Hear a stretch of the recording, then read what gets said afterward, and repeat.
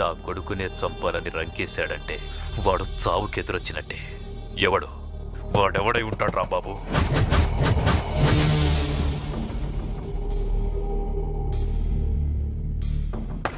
భిక్షపతి అనిపిస్తుంది. తప్పు చేశాం, వాడిని కూడా వేసేయాల్సిందే. దెబ్బతిన్న శత్రువు తోక తెగిన పాము లాంటి వాడు. మన వేటు వాడి ఊహకు కూడా అందకూడదు. నేనున్నానుగా. వాడుండకూడదు.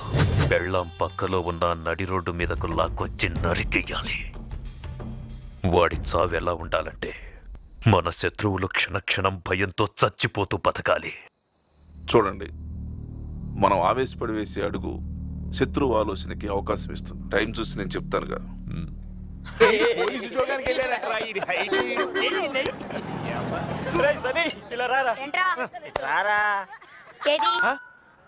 రేయ్, ఈ చాక్లెట్ 10 రూపాయలు తీసుకొని మ్యాటర్ నువ్వు చెప్పు, రేటు నేను ఫిక్స్ చేస్తా. రేయ్, మీ అక్కకి ఇవ్వరా.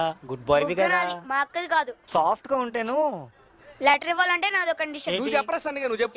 వీడు రోజు ఒక లెటర్ ఇవ్వాలి. రేయ్, నువ్వు అడగాలి గానీ గంటకో లెటర్ ఇస్తాను రా. ప్రతి లెటర్ కి 2 చాక్లెట్లు 50 రూపాయలు. తీరిందా? రోజుకో లెటర్ ఇచ్చిన రోజు చాక్లెట్స్ కి 20, 5 10 50, రోజుకి 70 చెప్పున నెలకి 2100. ఈడు బాబు వీడి ఖర్చులకి ఇచ్చేది 500.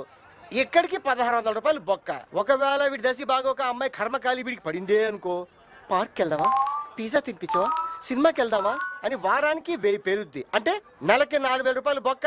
ఈ తొక్కడ ముఖం గడ అమ్మాయి పక్కన తిరగాలి కాబట్టి నెలకి 4 సార్లు బ్యూటీ పార్లర్కి వెళ్తే 1000 శవరం. వీడి అక్కకి ఒక లెటర్ ఇస్తే రన్నింగ్ లో 6600 జంపు జిలాని. అంతే. ఏరా, ఈ కరోనా కొడికి ఖర్చు పెట్టే బదులు ఆ డబ్బులతోటి 2 మిడిల్ క్లాస్ ఫ్యామిలీస్ హ్యాపీగా బతికేస్తాయి కదరా. ఎరా కరిగా, ఇదంతా నీకు అవసరమా? అరే సన్నీ, ఆ 2వ చాక్లెట్ ఎవరికిరా? ఈ బ్లాక్ బోర్డ్ గాడికే గర్ల్ ఫ్రెండ్. స్మార్ట్ బాయ్ నాకొద్దా? కావాలి. ఆ 2వ చాక్లెట్ నా బామ్మర్ది గాడికి. ఎవడు బాధలు వాడుకుంటే అమ్మా. అవునరా, ఈడింత కష్టపడి మీ అక్కకి లెటర్ ఇస్తున్నాడు, ఇష్టపడుతుందంటావా? ముందు ఇన్ని డబ్బులు ఇవ్వను. నువ్వు చెప్పరా సన్నీ. మా అక్క డెఫినెట్ గా ఇష్టపడుతుంది. దాని ఫేవరెట్ ఛానల్ యానిమల్ ప్లానెట్. ఇలాంటి గొరిల్లా అంటే దానికి చాలా ఇష్టం.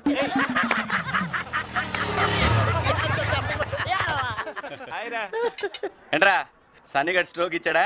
ఆడిచ్చాడులే గాని నువ్వేంటి రాత్రి ప్లాట్ఫామ్ మీద పరిగెడుతూ మా నాన్నకు కనిపించావంట? అదా, రాత్రి ఒక చిన్న అడ్వెంచర్ చేసి ఒకరిని సేవ్ చేసేలేరా. వెరీ గుడ్ మామా. మనం పక్కోడికి హెల్ప్ చేస్తేనే భగవంతుడు మనకి హెల్ప్ చేస్తాడు. అది సరే గానీ ఇంతకు వైజాగ్ ఇంటర్వ్యూ ఏమైంది? సీతారాముడి మీద డౌటా? మరి మీ బాబు ఊరుకున్నాడా? ఊరుకుంటాడేంటి, బానే బీగాడు క్లాస్. నీ బాబేనేం రా, అదే మా బాబు అయితే. ఈ బాబులంతా ఇంతేరా, ఉద్యోగం దొరికే వరకు పిల్లల్ని శత్రువులు చూస్తారు. ఏంట్రా నువ్వు మాట్లాడేది? వాళ్ళు పడిన కష్టాలు మనం పడకూడదని మన మంచికే కదరా చెప్పేది. అది అర్థం చేసుకోకుండా ఏంట్రా మీరు? నేను ఇంత సీరియస్ గా చెప్తుంటే నవ్వుతారేట్రా? నువ్వు మాకు నీతులు. అమ్మయ్యా, అందరూ ఇక్కడే ఉన్నారు కదా, సాయంత్రం మన అందరం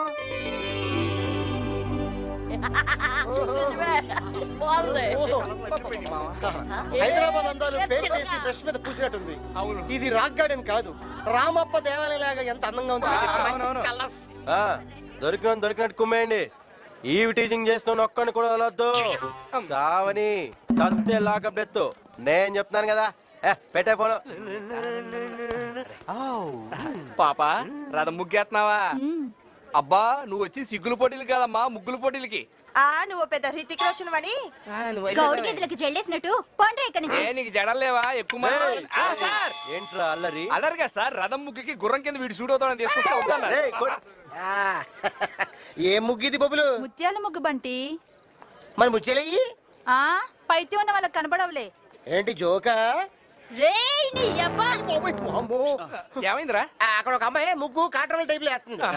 చచ్చిపోతారా? చచ్చిపోయే ముందు అమ్మాయిని ఒక్కసారి టచ్ చేసి చచ్చిపోతారా? ఓ పని చెయ్యి, నువ్వు అటెళ్ళు, నువ్వు ఇటు వెళ్ళి ఆడి కాలు అడ్డం. నువ్వు వెళ్ళి అబే కుమ్మేస్తాను నేను. కాలడ్డు పెట్ట మర్చిపోతే నువ్వు అక్కడ పెట్టు. అక్కడ పెడతా.